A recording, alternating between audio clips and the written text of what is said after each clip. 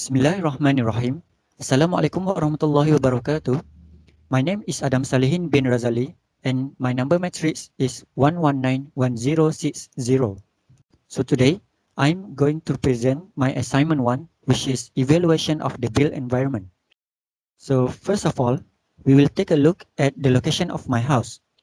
It is located in Kampung Maner, Kuala Terengganu, Terengganu. And my house is indicated by this blue circle until the end of the slide. Okay, so next is this is my house plan. I will go through my plan a little bit here. So this is the north point over here. So this is the main entrance where people usually enter, and there's another entrance which is a sliding door.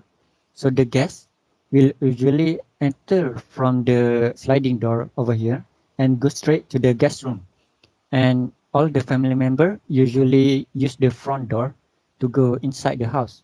So there is 4 bedroom in this house. There is 2 toilet in the house, one inside the master bedroom and another one over here, which used by the guests, and also another 3 bedroom. And there's a kitchen over here and a washing room where we wash our clothes. So that's basically it for the house plan. Okay, so next, this is the point of the principles that I'm going to discuss about for the evaluation. There is 3 principles, which are the relationship between man and the creator, man and environment, and man and man. And under each principles, there were some points that I will talk about. So first, we will take a look at the relationship between man and the creator. So first point is respect for knowledge and conscious of the creator. There is 2 surau over here, the green circle, and a mosque down here, and also a primary school which I attend when I was 7. So from the house to Surau Hidayah will take about 5 minutes by foot. From the house to Surau Mahibah takes about 5 minutes by foot. And this is the path that I use to go to the surau. And then from the house to Masjid Arida will take about 12 minutes by foot. And from the house to primary school will take about 4 minutes by foot. For the next point is justice. Justice is when activities and elements at the appropriate place in the house. So everything in the house got their own space, like eating area, cooking area, sleeping area. As for example, the guest room is located at the appropriate place where people can spend time together and enjoy the view through the window and wide opening sliding door. This is the photo of the guest room. There's this window over here and this sliding door over here. The wind flow from the window so the guests won't be too hot. For the next point is compassion. So every house in the village is well arranged. That means all house can be seen from everyone. Every neighbors can see another house. And so there are no secluded house or secluded space. So the crime cannot be happening at the area. For the point of trustworthy and credibility, it is to design with context. So all house is designed to be aligned with the direction of Qibla. As we can see, this Qibla is facing towards this direction, and the house is all aligned with the Qibla. All, and there is no single house that is different from the others. Every house faces the same direction. For the next point is unity. So the living room is located in the middle of the house, surrounded by the bedrooms, the 4 bedrooms. Everyone can get out of their room and go straight away spending time and gathering at the living room. We can also spend time at the dining table, which is just above the living room over here. For the next principle is the relationship between man and environment. For the first point is cleanliness and beauty. So I provide some picture of my housing area. So for this picture, the explanation of this picture is people has been dumping their trash and burns them in front of their house, which is also near to my house, causing environmental pollution. For this picture, the plants overgrow because it has not been taken care. And in terms of facility, there is a rubbish bin provided around the area over here. For the next point is preservation of the environment and sustainable natural resources. So there is a Sungai Terengganu near to my house. So people use the river for daily use, such as washing clothes, bath and fishing. People can also get on the boat and enjoy the view of the river. The next point is economic and effective use of resources. The empty space in front of my house is used for plantation. It is good for nature and environment, and at the same time we can also use them as source of fruit.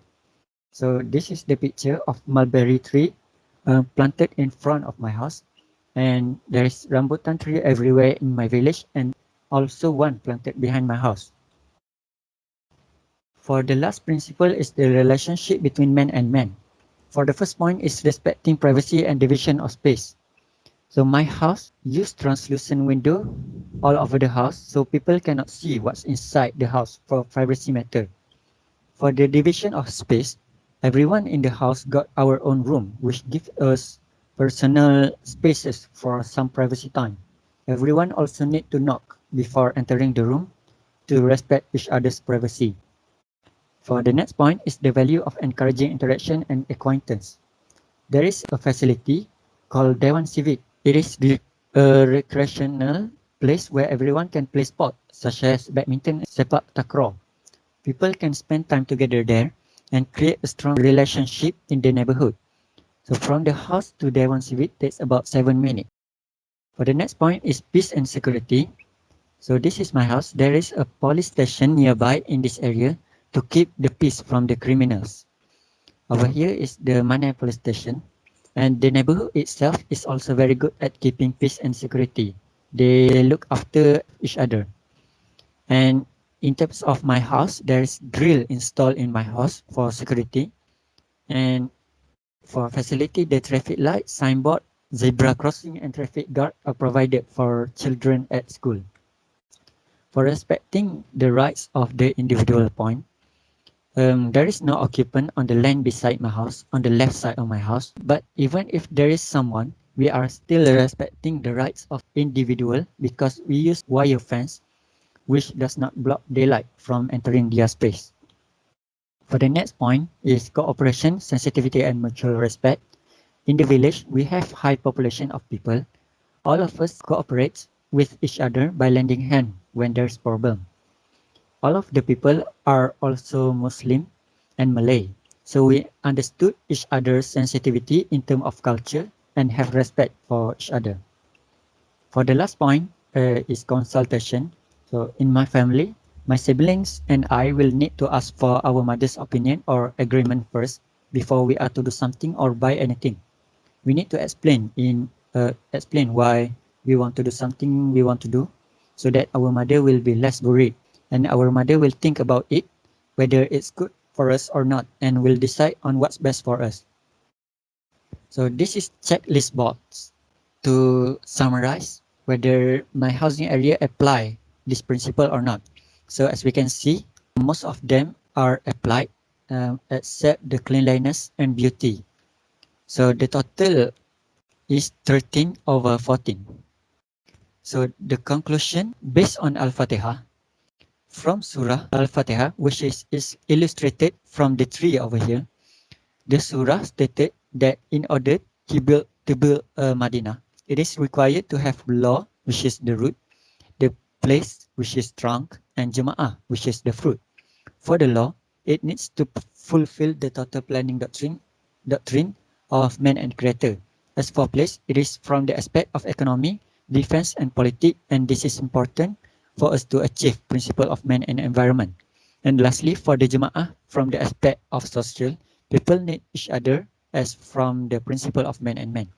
For my housing area, I think it did quite good in terms of overall, but also lacking in certain aspects such as cleanliness and beauty. That is the relationship between man and environment.